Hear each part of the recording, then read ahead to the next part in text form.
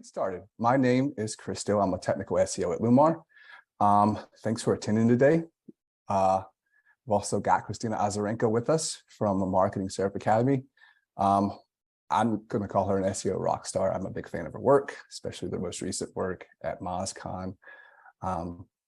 Today, we're here to talk about what we call SEO magic for e-commerce sites. So creating internal linking strategies and creating sustainable ones. Just a few housekeeping things today right now. First of all, closed caption. There's a closed caption icon if you would like live captioning and scripting. At the bottom icon of the screen, you should be able to find that. Also, what we're going to do is just, this will be recorded. It'll be on the Lumar site after a few days. So if you want to go back and watch this, you can totally find that on lumar.io. Also, just a couple of things. We're going to do some questions. So there's a Q&A box. Feel free during the actual presentation to throw some questions in there, and we'll cover as many as we can after the presentation's over. There's also going to be a survey afterwards. It takes less than a minute to complete, but it helps us just form our next webinars and get your opinions and their feedback. And again, as I've said, this is going to be on demand in a few days as well. So I think I've covered it. Once again, webinar recording. Let's start with the first poll question while we're here. Does your website currently have like an internal linking strategy for SEO? Is it a priority for you guys? Are you working on it? Is it something that you realize that you don't have in place, but maybe you need to?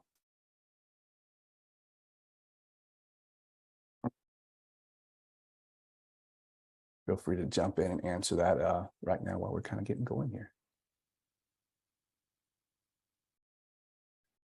I'll let a couple of you guys answer, and then I will just get what's going on here.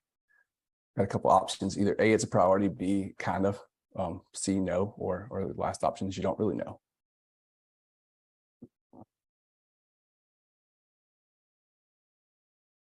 Awesome. Looks like the priority is kind of. That's what it looks like, the most common answers, which is surprising. I thought it would probably be yes at this point in time, and there's a few that, about 26%, but 61% of you guys, like it's kind of a priority.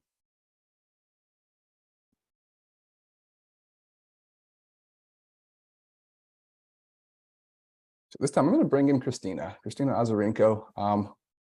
Like I said, from Marketing Syrup, created a lot of courses, is doing fantastic things with technical SEO. So Kristina, welcome. Thank you so much. Hi, everyone. By the way, I was looking at the chat where you're from, and I saw someone is from Calgary, Alberta. I'm right almost near Calgary, so I was so happy to see someone nearby, because mostly people are from the UK, US. You are always welcome as well.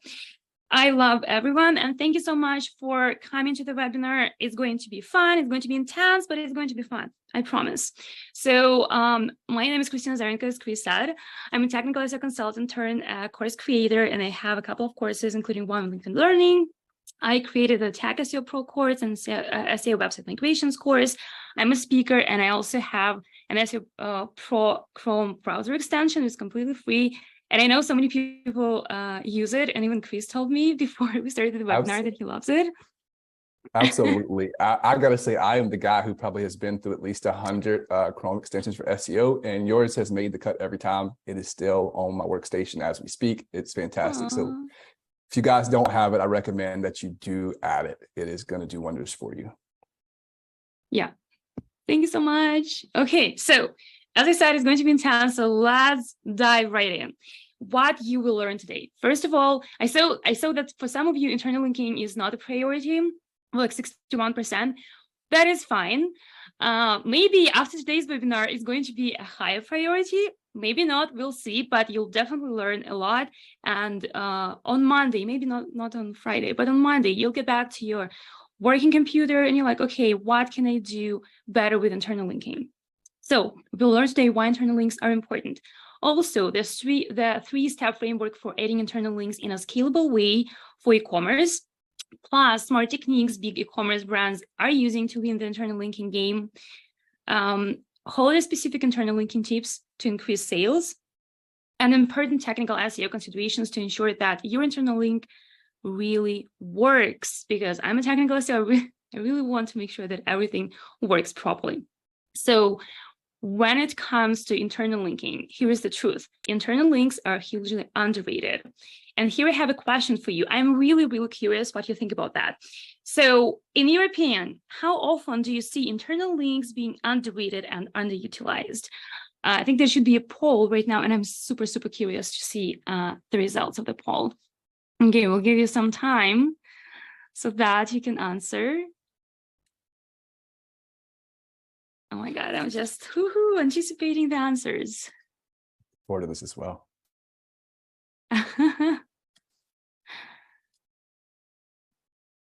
Okay. Okay, so it's interesting. Yeah, 60% say that internal linking is very often underrated and underutilized. 40% that say that it happens sometimes, and 0% says I don't know. Well, it's really interesting results, and I love it. So here are the results of the poll that I had a while ago on my LinkedIn. 76%, like basically very close to 60%, said that very often the internal linking is underutilized or ignored very often. Okay, so let's change it. Because if you think about that, internal links are pretty huge deal. When they point to a page from one page to another, they determine its importance. They determine, so basically when internal links point to one page, they determine the importance of this page. This is super important. So basically, if there is a link that is not linked from anywhere, it's basically such a page will be called an orphan page. And even the name suggests that this page is kind of abandoned. So don't do that, especially if you don't need to abandon this page. Then internal links help Googlebot discover and rediscover website pages and index them timely. So let's say you have, we'll talk about that a little bit more in a couple of moments, but let's say you have new products and new pages are coming up on the website. What are the easiest ways to help Google understand that these pages are important and these pages should be indexed right now and maybe rank ideally right now as well? But it's basically put the internal links from the existing pages to the new pages. Super critical. Then internal links obviously improve user experience and provide context about what your content is about via anchor text. So when you click on a link that just says click here, well, what is that? Like you have no idea what's going on the page where you're clicking. And with Google, it's exactly the same. In anchor text gives links really great context about what these links are. So anchor text, super important. Internal links also increase average order value because obviously we are not only about SEO. SEO is a tool that helps businesses succeed, right? So we, as SEOs, as technical SEOs, as content SEOs, we don't only think about SEO as just something standalone. It should help meet the business goals as well. So when you have internal links, let's say you have additional products that people can add to the cart, well, they can easily increase average order value. But the problem is, even though internal links are important, still, the internal links are usually done in three different ways. So first of all, the let's link to everything we can strategy. Then you end up with these huge footers, or sometimes you can see the same in the main navigation. And the thing is, when you link to a page, you basically, especially when you link it through the whole website, like in the footer, for example, you basically tell Google and users that this link is important. But if you link to all the pages, then, well, you say that all of them are important, that all links are important. But when it comes to this, when everything is important, nothing gets important. So you need to focus, you need to prioritize. Then there is another strategy. Oh no, Google wants under 100 links per page. We'll just put 10 so we're on the safe side. I don't know how many of you, like how long ago many of you started, But when I started over a decade ago, there was a thing like you couldn't add more than 100 links to a page. And I even remember that we had it as a point in our audit checklists. And it was so interesting because, well, at that time, there was some truth in it, but I still see that some people are terrified when they see 100 links per page. That's a lot. Well, that's not. Websites are more dynamic now. So here's an example of a website.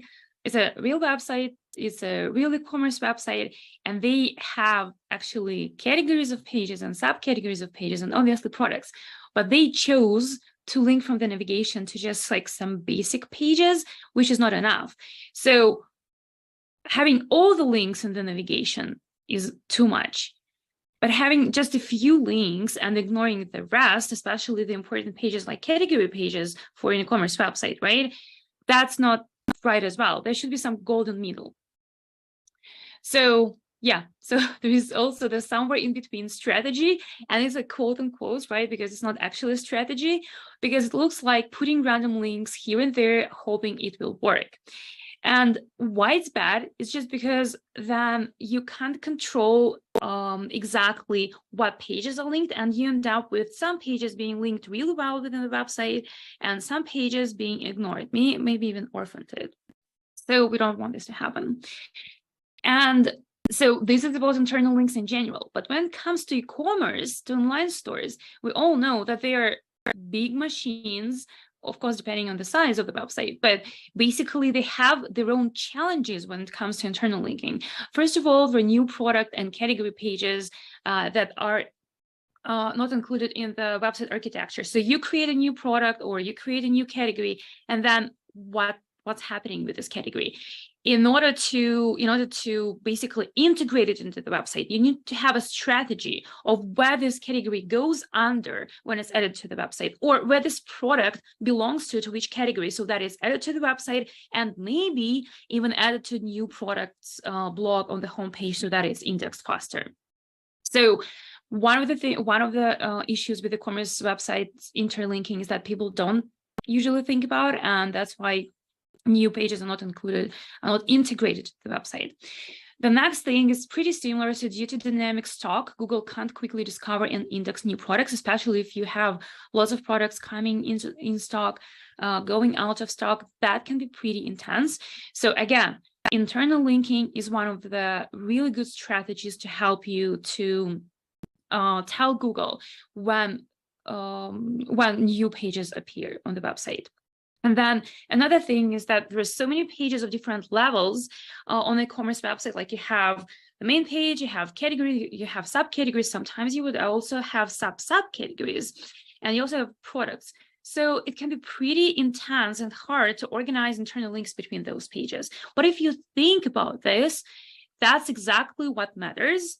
And that's exactly what will solve the issues that I pointed out just a few minutes ago, right? Because if you have this nailed down, that would be so much easier. So that's exactly what my framework, three-step framework for scalable linking is going to talk about. So let's just do it. First of all, the first step of this three-step framework is to break down your pages in templates. When you break down pages in templates, it helps you to think clearly, and it helps you to see clearly the structure of the website. So here are some examples of templates that we are going to talk about today. So there are category pages, L1 pages, there are L2 pages, which are subcategory pages, and there are product pages, which are L3 pages.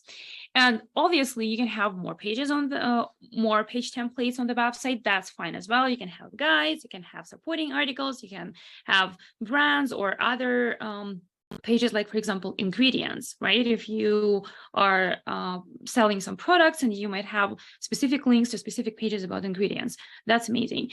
For the sake of simplicity today, we are going to focus only on these three types of templates in an online store, but the logic applies, the same logic will apply to all the templates, no matter how many templates you're going to identify on your website.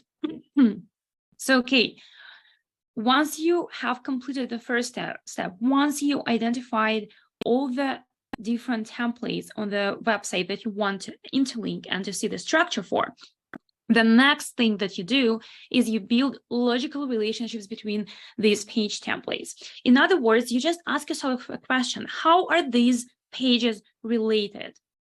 So let's say you have a category page, and then it points to a subcategory page, and then both category page and subcategory page point to product page. And obviously, product page belongs to both of the subcategory page and category page, so it points to them both. So if you think about that, they're just like these Spider-Mans. They are pointing to each other. That's exactly what you want to achieve. You want to have these different types of pages, different templates, and you want to interlink them by pointing them to each other when it makes sense, when there is a logic behind it. So once you have the templates, once you understand that, once you understand the, I just see the chat. And I get distracted because I want to read. So once you know the templates and once you know the relationships of pages between these templates, the next thing that you do, you create link blocks for scalability. Why link blocks? So there are text links on this page. You can see text links. I want you to understand that I'm not saying that text links are bad. I love text links and they're really cool. And in most of the cases, they're not scalable. Sometimes they can potentially be scalable. There are some plugins like for WordPress, etc. But I still see this as some addition to the scalable method with link blocks, because again, there is no consistency. Some pages, if you mention something more times, some pages will be linked more often, and some pages will be linked less often. What we do with link blocks, and the biggest difference of link blocks, is that they're scalable because they're not added on a page level, they're added on the template level. So let's say your category has a link block linking to other subcategories, right? All the category pages belonging to this facet, let's say it's kitchen, right, or something like that, they're going to link to all the subcategories relevant to this category, and it's scalable because you add it on a template level, not on a page level. So in some respect, link blocks are SEO magic, and I totally see them like this.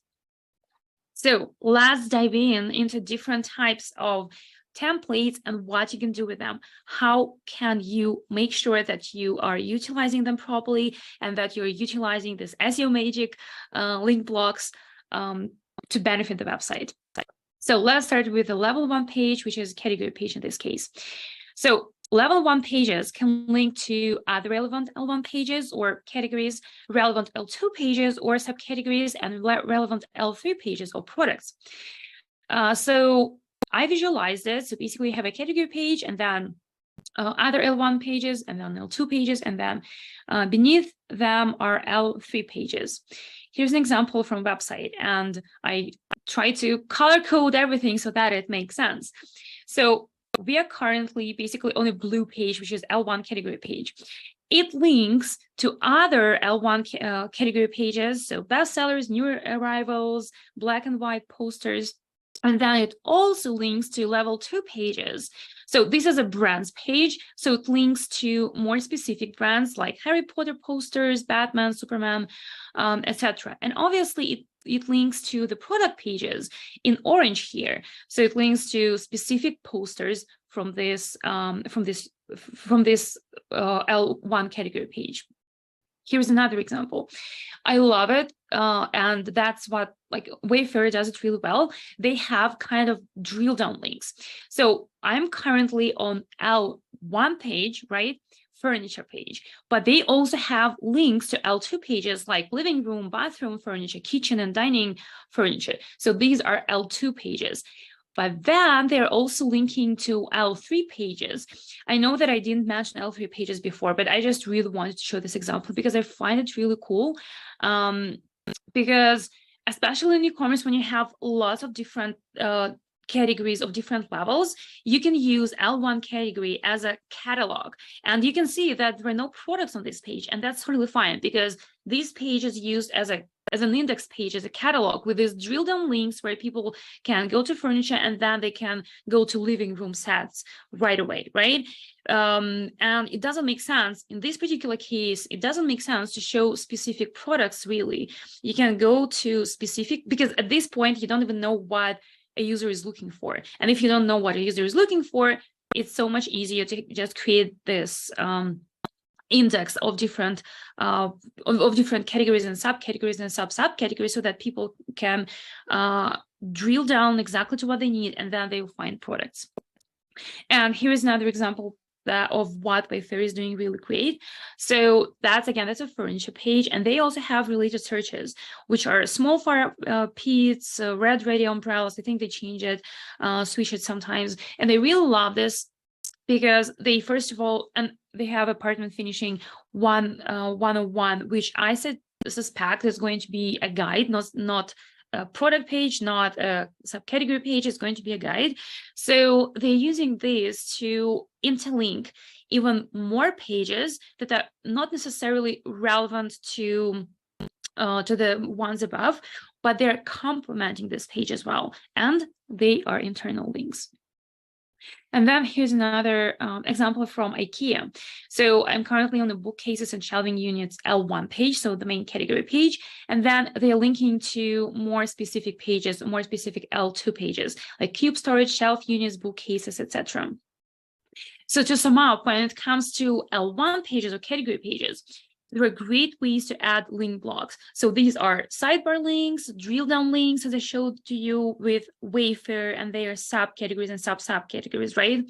Related searches and blocks above and below products. Okay, now let's move on to L2 subcategory pages. They can link to L1 page it belongs to, so categories, other relevant L1 pages, so basically other categories, other L2 pages under the same L1 page, so subcategories, and obviously products or L3 pages. So I visualized it too. So the big one is the subcategory page that let's pretend we are on it, and then it links up to category pages, to L1 pages, and then it links basically on the same level to subcategory pages, and then it links down to the product pages that belong to the subcategory. So here's an example again. So we were on a brands page before, which was L1 category. Currently, we are on the Harry Potter page, which is an L2 category. And if you look at the sidebar, you won't see a lot of changes there, right? Because for them, they don't have so many products. So they basically use the same sidebar on all the L1, L2 pages. So I'm on the Harry Potter page, and this page also links in blue to bestsellers, sizes, new arrivals, etc. And it also links to other types of posters or L2 pages, like Game of Thrones, Batman, Superman, etc. And of course, products in orange. Here's another example from Wayfair. I'm currently on the L2 page of sectionals. So they're linking to the L1 page, living room furniture, and they're linking to other L2 pages such as sofas, living room sets that also belong to living room furniture, but there are other subsets of this furniture. And if you look here also at the, let me see. Okay, I don't have an arrow here, but if you look at the furniture, living room furniture sectionals breadcrumbs, you'll see that they are links as well. And I really, really love breadcrumbs because they make it so much easier to integrate internal linking very naturally. Plus, they obviously help with user experience because I don't know about you, but I use breadcrumbs all the time, and it really helps me to understand where I am exactly on this website. Maybe I want to explore something more, especially if I just landed on this page and I didn't navigate it from the homepage. So it makes it so much easier. And here they're also linking to the L1 page and to the L2 page. Okay, so to sum up the subcategory pages, there are great ways to add link blocks. So you use breadcrumbs, obviously, just exactly what I mentioned a few minutes ago. Use sidebar links and use blocks above and below products. Okay, almost done, almost done. So when it comes to the product pages, you can get creative with them as well. So usually L3 or product pages link to the L1 page it belongs to, the L2 page it belongs to, or other relevant L3 pages. So if you were expecting a visualization, here you go. So we're on the product page, which links up to the category page, or can I say up to the category page? And then it also links up to subcategory page. And then it links basically on the same level to product pages. See, I visualized it, and then I'm also showing it to you with my hands. So hopefully it all makes sense. So we go to product pages, and here's an example. We see here my favorite or your favorite too, hopefully, breadcrumbs that are linking to the L1 page or category page that this product belongs to, and also to the L2 or subcategory page that this product belongs to. And okay, so they also have, just notice, they also have a really cool thing under the name of the product. They have See More by Kelly Clarkson Home. So if you look at this, you see that Kelly Clarkson Home is a link by itself. So basically, that's an example of an internal link, scalable, because it's dynamic. For different products, it's going to be different brands they belong to, right? So this is a link to a brand page that this product belongs to. So that's another example of how to integrate different templates in addition to like categories, subcategories, and products. And then they also have different blocks for similar items, and they have more from Kelly Clarkson Home, and they link the Kelly Clarkson Home page from here as well, which is cool. So basically, what this helps with, first of all, it helps to link to more products. Secondly, it helps people to choose better. Maybe they wanted something different, or maybe they wanted some set which is complementing the one that they are viewing. And it also increases the average order value, because if you're buying a couch over a particular brand with a particular style, the chances are high that you might want to buy chairs of the same style from the same brand, because they will match each other really well. So it does help to increase the average order value, and obviously to improve internal linking. So here's another example. I believe it's from Benjamin Moore. So I'm currently on the product page, and they also below all the description, they have matching colors, which are different colors, love it, and also different shades. And trust me, that is super cool, because you can choose different shades that you didn't know that you wanted, but maybe they will match your house much better. And I'm just telling the story of my life. So there are also similar colors. So there are some small differences, but still they're similar. And when you choose paint, it's super important to consider many of them. Again, story of my life.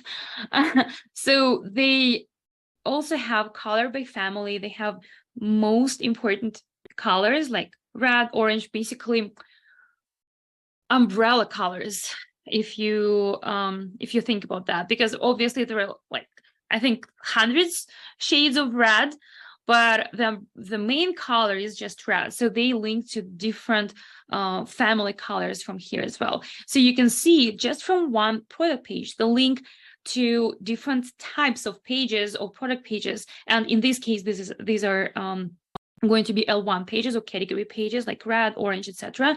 And they are doing this so well so that it complements the user experience. It helps users to choose the paint, the shades really well. And obviously it helps SEO, it helps with internal linking. So I really want to point this out. When you think about SEO, especially about technical SEO, you don't only think about SEO for the sake of SEO, you also think about user experience, what it will look like for users, and will it help them?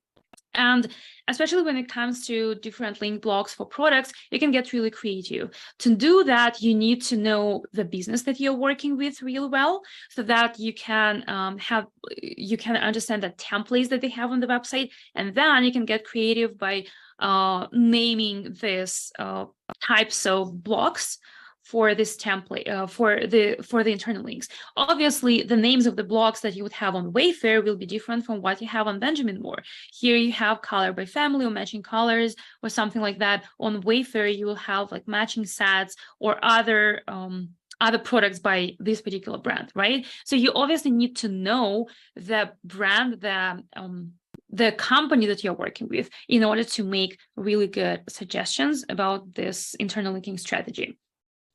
So let's get back a little bit to some summary about product pages, L3 pages, and great ways to add link blocks to them. Obviously, there are many of them. Breadcrumbs, related product. People also bought similar products you might like, products by the same brand, or related categories and subcategories. Because don't forget, you can also link from product pages, you can also link to level 1 categories and level 3 categories through breadcrumbs or through some other link blocks. So, okay, we are done with, not with the webinar, so don't close the window yet. We are done with the framework, but I have some more really valuable tips for you. So there are some holiday specific tips, because holidays are coming. So we need to be prepared, and usually you need to prepare pretty in advance. So now it's high time to actually start it. So I have 3 tips on how to prepare your online store internal linking for the holiday season. The first tip is to create and reuse your seasonal pages and link to them. Here's an example from Staples. They have this Black Friday sale page. When it's not on, it says that it's just finished, but look at the URL. It says just Black Friday. And I highly recommend you create specific URLs for different types of holidays and reuse them. Do not add they should be evergreen. Do not add the date, do not add the year to this URL. So for example, don't do Black Friday 2023. No, you can have it in the title tag. Well, you should have it in the title tag, but do not have it in the URL, because the URLs should be evergreen so that they are available all year round, and then the next year you can reuse it. So now if you, for example, just started working with an e-commerce brand, or you just remember that you created a page for like Black Friday or Thanksgiving or Christmas or whatever holiday you're going to prepare for right now, if you remember that there is a URL, check it out and reuse it for this year. If you just started working with the company, check if they have the URLs that they created before and reuse them again this year. Highly important. So tip 2, add promo specific categories as a link block. I really loved it on Home Depot. They not only have a page for Black Friday offers, they also have it broken down by different types of offers that they have of different departments. So appliances, tools, air compressors, etc.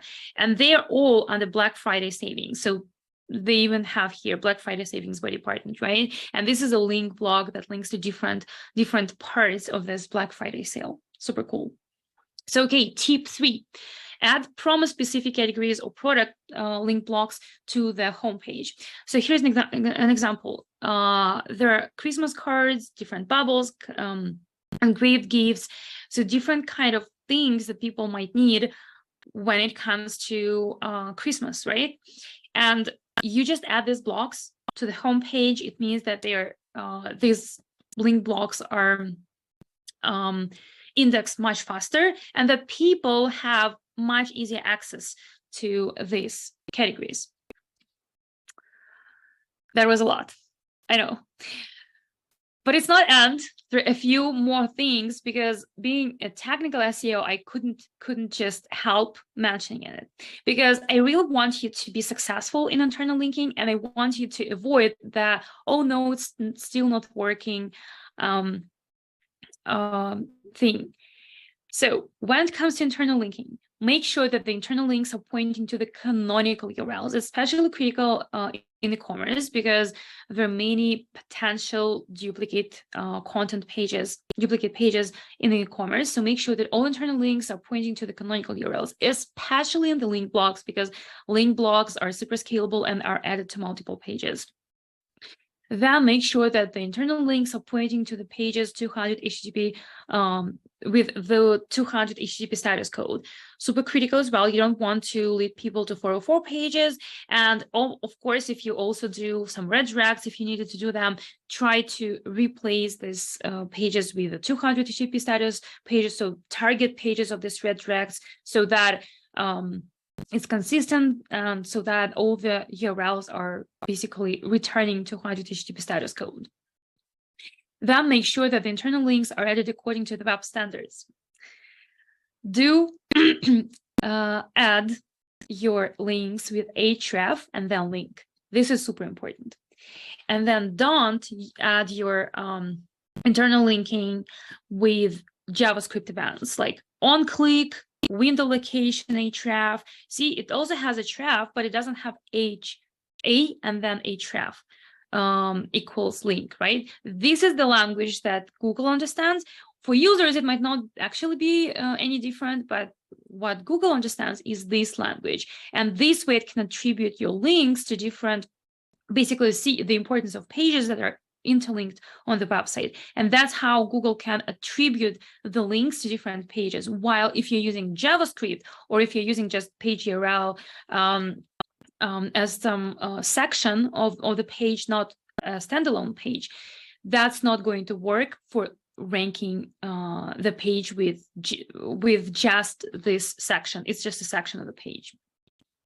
So in being a very technical SEO, I want to show you some example of how it shouldn't be done. So this is an example of a navigational. This is, so you to understand, this is the main navigation of the website, and it's added with a button on click event, which means that Google won't be able to pick up the pages or the links here in this navigation. And here's a good example. Here's a link which is added with href. So you see, it still looks pretty similar. It shouldn't be a button or something. It's a link, and it's linked with the href. And being a very, very technical SEO, I couldn't help mentioning that you shouldn't. So here I showed you what it looks like in the source code, but you also need to check rendered HTML. Super important, because rendered HTML can be different from the source code. So definitely check the rendered HTML and how links are added there. So to sum it up, the scalable internal linking strategy, what do you need to do? You need to break down the pages into templates. Then you build logical relationships between those pages in the template. So you basically answer the question, how are these pages, these page types related? Then you also use link blocks to scale your internal linking efforts, because just a reminder, link blocks are rated on a template level, not on a page level. So they are super scalable. Also make sure that you link to the existing canonical pages, which return 200 HTTP status codes, and make sure that Google can see your internal links so that you add them with using the language that Google understands. That easy. So that in the end, instead of this really weird web where some things are broken, some things do not exist, you get this beautiful web of different pages, different structure, a really good structure of different pages and different page templates on your website. That's it for this webinar. We are staying for QA. Yes. So that was amazing, Kristina. So much information, so much here there. So I don't want to burn any more time. We got a ton of questions. So what I'm going to do is I'm just going to read a few of these off to you and let you have a go of them for a few minutes, if that's cool. Yeah, sounds good. All right. So Sim wants to know, can internal linking replace external links for subcategory pages? If I have only internal links on a page, would it increase the page rank the same way having external links would? Okay, so I think I understand your question. If I understand it correctly, you're saying that the importance of internal is the importance of internal links the same as importance of external links? So basically, you can just have internal links and don't think about external ones. Not really. So I think that internal links are underutilized tool and kind of like superpower that people don't think about that they have under their disposal because they control their website. So definitely internal links should be used, but external links should be used in addition to that. With that being said, if you were to build a strategy, okay, we need links, we need to understand like what kind of links we need, internal or external. If your strategy is like, let's get 90%, let's earn 90% of them is going to be external links, and then internal is going to be like somehow figured out. Don't do that. So I would now focus on making sure that your internal linking is solid, because you don't always need to do that. Like, you create a strategy, you implement the strategy, and then you just iterate or improve, optimize SEO, right?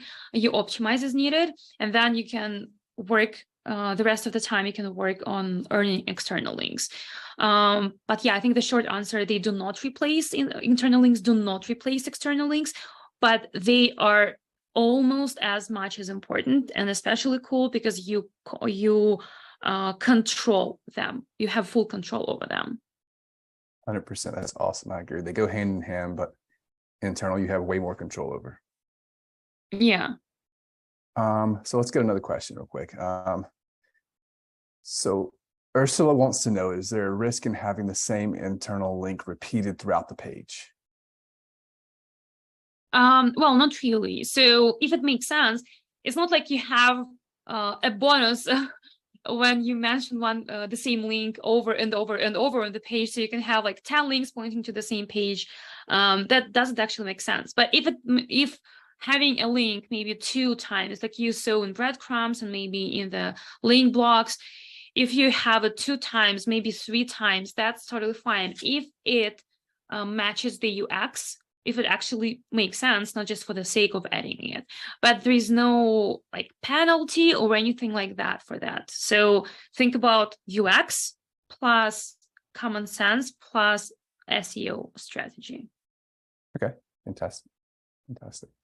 Let's take just a couple more. So Sergey wants to know, how would you evaluate / forecast the ROI of an internal linking improvement project? So I guess what I'm taking from this is a site hasn't got great internal linking.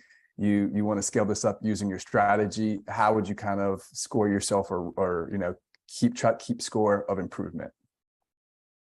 Yeah, I think that's a really great question. And forecasting in SEO, it's a pretty hard thing. And obviously, there's so many variables like in this strategy. There are so many variables, and you can't control how many people will click and buy, etc., etc., etc. But first of all, I think that I definitely do it as a project, not just like trying to figure out, because you need to have access to the tools and see, okay, what's going on their website, how people are navigating from one page to another, what is the average order value, do they actually offer anything on top of what people already bought right now, maybe some similar items, some matching items. I will go from there.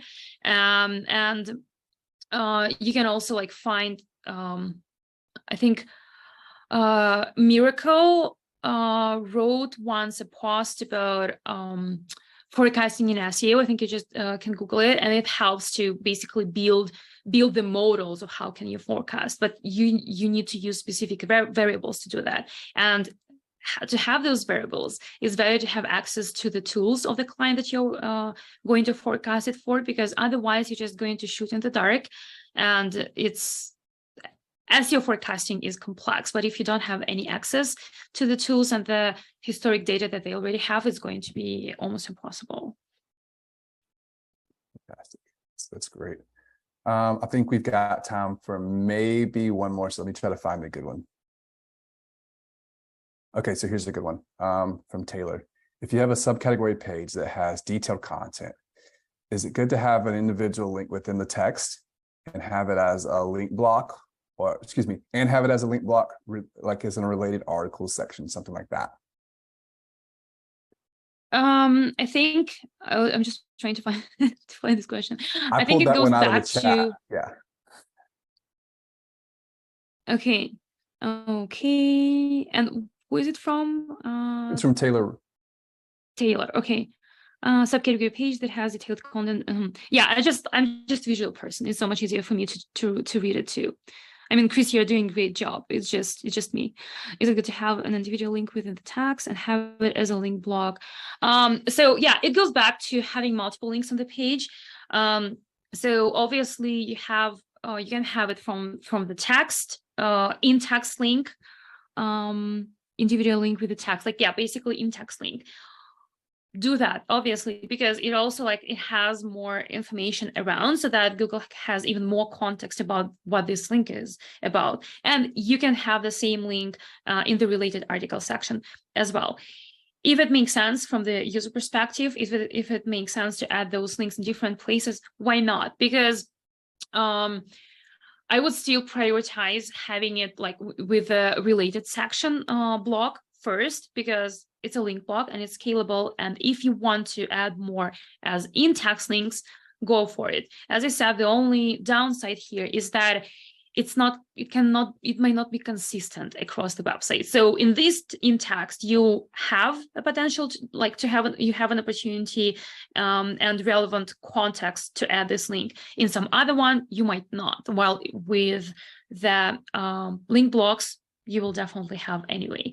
So to sum up my answer, go for it if it makes sense. Have the link in 2 places, no problem. Yeah.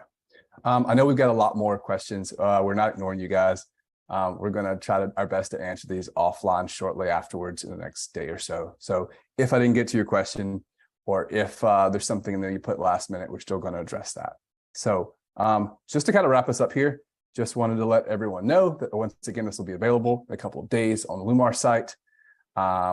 We also are going to have a couple of things going on. So right now we have a nice little demo option. If you want to dive deeper into this or other SEO strategies, you can certainly get a demo of Lumar.